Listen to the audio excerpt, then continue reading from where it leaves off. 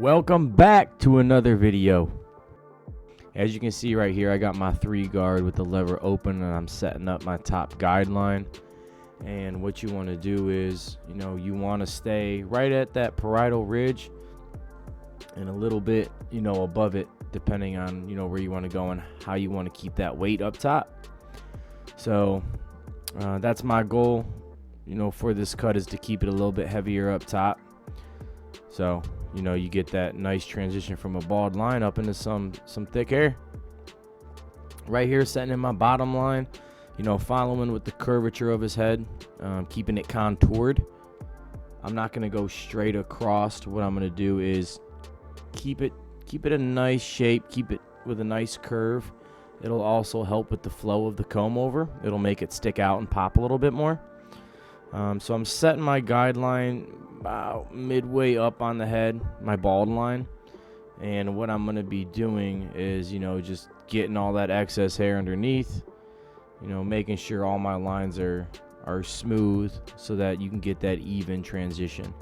And it's super important and critical that you keep all the guidelines similar in size, and you want to try and keep them as neat as possible. It also helps with detailing and just making sure you got a nice smooth blend. Now I'm following up with the Babyliss Gold FX trimmers. I always use these right before I use my foil shavers. I try and get it down as low as possible. And I actually just picked these up right here, man. These Bronze Series 9. And let me tell you something. These are incredible. This will save you so much time when you're balding out and you're using foils. It cuts through hair so good. It's easy. It's like a hot knife through butter. It flows right through it. You don't even feel no tension. It doesn't snag. It's comfortable on the customer's skin. And ever since I got them, I've been asking them. I said, "Hey, how's this feel? Does it feel a little bit better?" And their reaction is, "Oh my God, that was so smooth. I didn't even know it was cutting hair. Did you get some new clippers and new tools or something?" So I get to talk about them with them for a little bit and tell them all about them. But now I'm following back up, and with my 1.5 guard, my Wall Premium 1.5 guard, always starting with the lever open and then slowly closing it. I do that with every haircut, and I usually keep the same steps. I don't usually skip guards unless, I'm trying to get it super blurry. But went right from that 1.5 right down to a 1, and now I'm going to be blending down with the 1. And what I think I'm going to do next is I'm going to be hitting it with that lever open. Right now I'm just, lightening it up, kind of softening up, that middle section of where the blend's actually going to be. The reason why I'm doing this is because I don't want it to be too harsh of a blend, but I also don't want it to be too spread out. Right now I've got my lever closed, and I'm just really cleaning up that bottom line just to make sure that it's all even.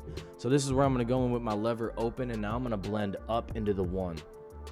So typically those are my steps. I go 3, 2, 1.5, 1, and then I start from that bald line and I blend up into that 1.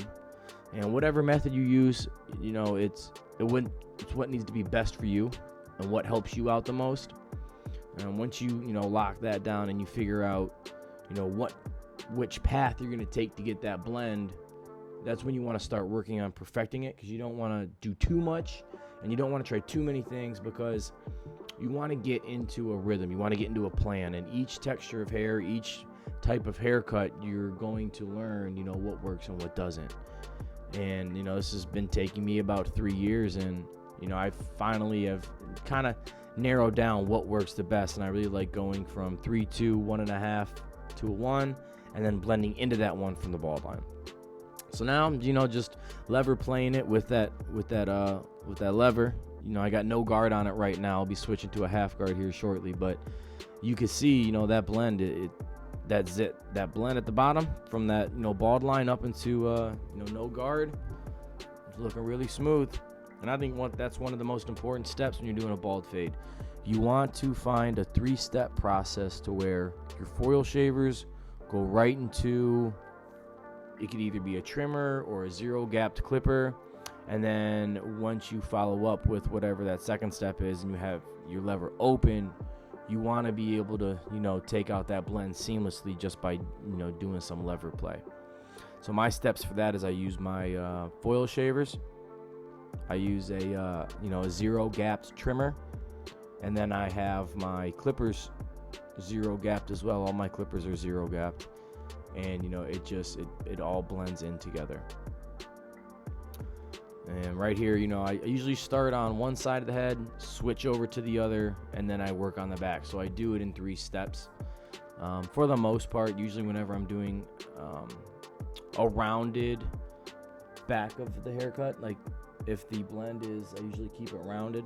That's when I do the 3-step process, which is almost all the time. But sometimes if you have a haircut come down to a V, you'll just do it all on one side, so left side and then right side. But enough of getting off track. We'll get back to this cut. Now I'm just doing some detail work.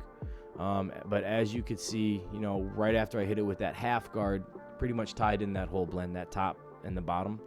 That's how I think of it when I'm blending. I've got a top part and a bottom part.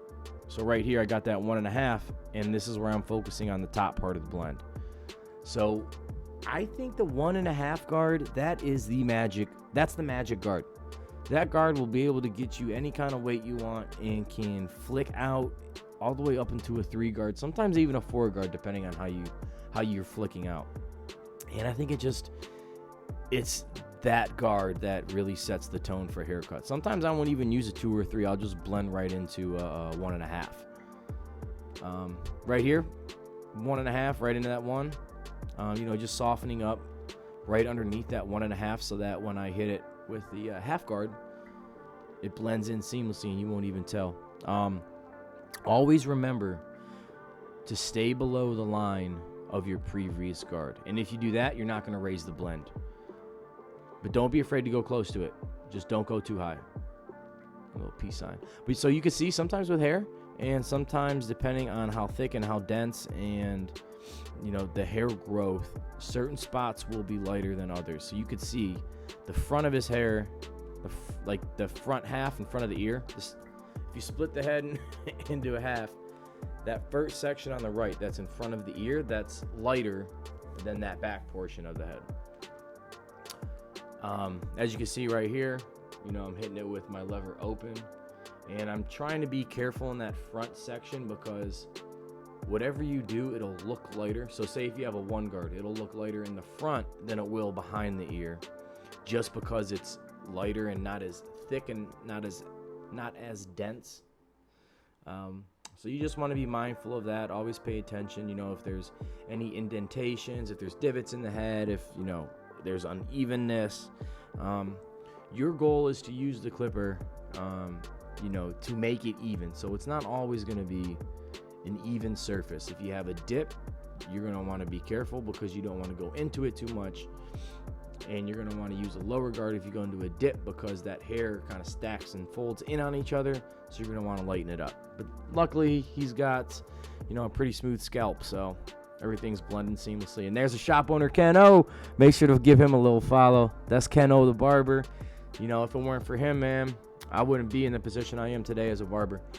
I think it's really important to work for somebody and work in a shop with someone that wants to see you grow, give you every opportunity that you can, and guide you and show you what's right, what's wrong, how to be professional, how to, become the best version of yourself that you can be. And he's done a great job with it. I've known him for a while. He was actually cutting my hair before I even got into barber school, and now I'm working with him. So it's pretty amazing. And I give him all the credit in the world for where I'm at as a barber. And if it weren't for him, I wouldn't be in this position. So always make sure you're working with people that motivate you and you're surrounding yourself with good, positive energy. So as you can see, working on this blend and knocking it out, and it's pretty much done. So right here, what I'm doing now is, I'm just wetting his hair. I'm going to comb it over to the side. And before I even start, we're talking about, what he wants to do, what he likes, what he doesn't like, having that client consultation. And that's the most important thing when it comes to a haircut, is that client consultation, because you don't want to have an idea in your head of what you think the customer wants without actually knowing. I actually just had an instance of this recently. where a gentleman wanted a low fade, or he actually wanted a high fade, and I gave him, a fade that was a lot lower than what he wanted. So he ended up actually having to call the shop, and he got another haircut because I made the mistake of not, making sure I knew it was exactly what he wants. So right here, this is, where we're talking so that we make sure we get it exactly how he wants it. He wants it shorter in the back, a little bit longer in the front, but he still wants some weight off. So now what I'm doing for this comb over is I'm going to be removing some of the weight that's on the side of the head that falls onto the parietal ridge. And I do this by starting from the back of the colic, that center point, and I go into the right front recession point, the corner of his head. And what I'm doing now is I'm, scooping the hair, combing it into my fingers, and I'm taking, I want to say about 3/8 of an inch off.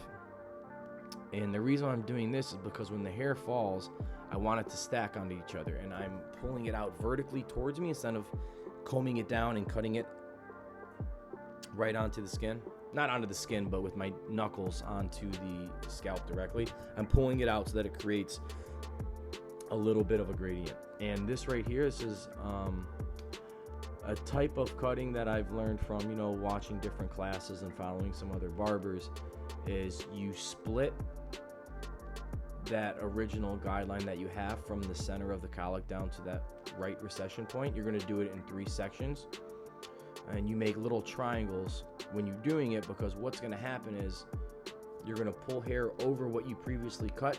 There's going to be excess hair, and you're going to cut it, and that's going to create an evenness so that when it falls, it falls on top of each other, and you're not constantly chasing that fade up because of the way that it falls. So right now I'm just combing the hair over to the side, and I'm scooping and cutting the excess hair that I see. And when you're cutting hair, you're maintaining a haircut, so you're not always going to have to take off a lot of hair. Sometimes clients come in and it's been 3 to 4 weeks, so you have to take off a lot. But if they come in regularly, and they're just doing touch-ups on their hair, you're not really going to take that much hair off. You're just going to be maintaining the shape of the haircut. So as you can see, when I'm scooping the hair into my fingers, I pull back a little bit sometimes on the hair to see where the guideline in front of it is. So like right there, you pull the hair back and the short hairs will stick up. And what you're going to do is once that hair goes back in a position after you're pulling it back with the scissor, you cut the extra hair. So there's little hairs that will stick up above the guideline. And right here I'm going all the way back to the back of the crown because he does want to keep it short and he doesn't want it to be long.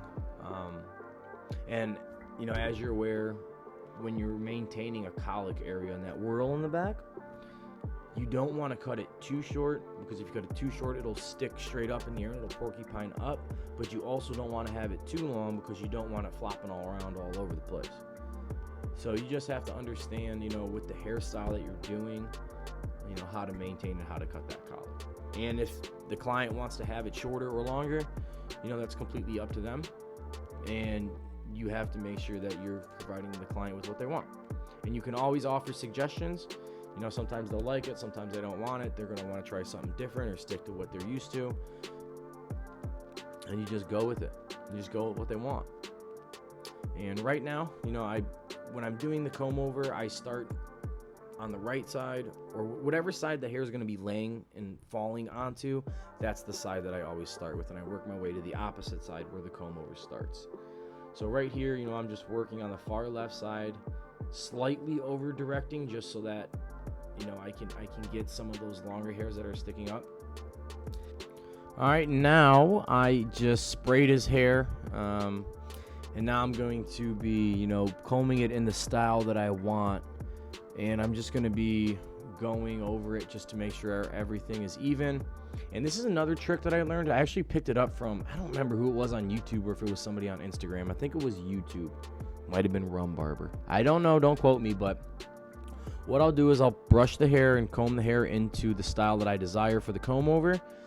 And what I'll do is I'll take about an inch section on where the comb over starts, go straight towards the front of the hairline, and I'll do a vertical section and just lightly trim all of the hairs that seem to be a little bit longer. That way, right where that natural parting line is, those hairs that start right with that comb over, they're a little bit more even, and it kind of creates a nice smooth transition. So so now we're just, chopping it up a little bit, goofing off. And now what I'm doing is I'm going to be working with that front part of the hair, his bangs. And I saved those for last because sometimes, depending on the hairstyle and the way that their hair grows, I like to save them for last because it allows me to tie in, the bangs into the comb over. Because there's been times where I've cut the bangs too short and they don't fall in the proper place. You want them to fall right around that recession point, right in the corner of the hair. You don't want them to be too short though, because if they're too short, it kind of looks like you've got a spiky, messy front versus a comb over. You still want it to be long enough to where it slightly comes over. And this right here, I'm just making sure all, the hairs that lay down are even. So I'm going to be cutting diagonally towards that recession point. You can sort of see the longer hairs. I'm not really taking anything off. I'm just evening it up so that the bangs fall, symmetrically in that comb over. And he did say that he wanted it to where it was just barely combing over. So, that's the look we achieved. That's what we got, and I think it looks really good so far. Nice shot of his forehead right there for you guys. So I was asking him what he wanted to do with this widow peak. We usually leave it, but there's a little bit of baby hairs that are sticking up right there. You could see them. You could see them right there hanging off his forehead. And, we just go in, lightly tap them. I'm not going into his widow peak, though. Those are just very small hairs, little baby hairs that are sticking up. We actually let his widow's peak grow all the way out because we used to always cut it. And I'd always try and tell him, I say, hey man, you gotta grow out that widow's peak. It'll flow with the hair. Eventually he listened. Barbers know best, Sometimes the customers know better because they know what they want. They know it looks good. But sometimes we got them sometimes. So right now just putting in a hard part. Slowly putting it in, but I got it sped up for you guys so you don't got to see it. I mean, everyone knows how to put in a hard part. But what you want to do is you want to create two lines. You want to make your standard line with your with the liners, how they normally face, and then you want to flip them around and get the bottom line. There's actually two lines to the part. Now I'm just throwing in some product. I got a matte product in his hair. I put it in wet and his hair was damp. And now I'm just blow drying it to the desired style. I got it on high speed, high heat right now just because his hair is so thick, so coarse. I really want this product to be absorbed into his hair. So what I do is I use high heat first, and then once I get it into the desired shape and style that I want, I hit it with cold heat to harden it up. So now we're done, and check it out, man. Look at this cut. This cut is nice. It's a fire cut. So you see it goes from bald up into that dark transition. You could still see the front lines on the side of his head. That front widow's peak flows nice, blends even. I'm still working on the best version of myself I can be with the fade. So I'm always learning, always trying to get better. But you can see how that natural line in the front is, and it looks smooth. And tune in next time, guys, and let me know what you think. Like, comment, subscribe, and if there's anything else you want to know, let me know. Peace.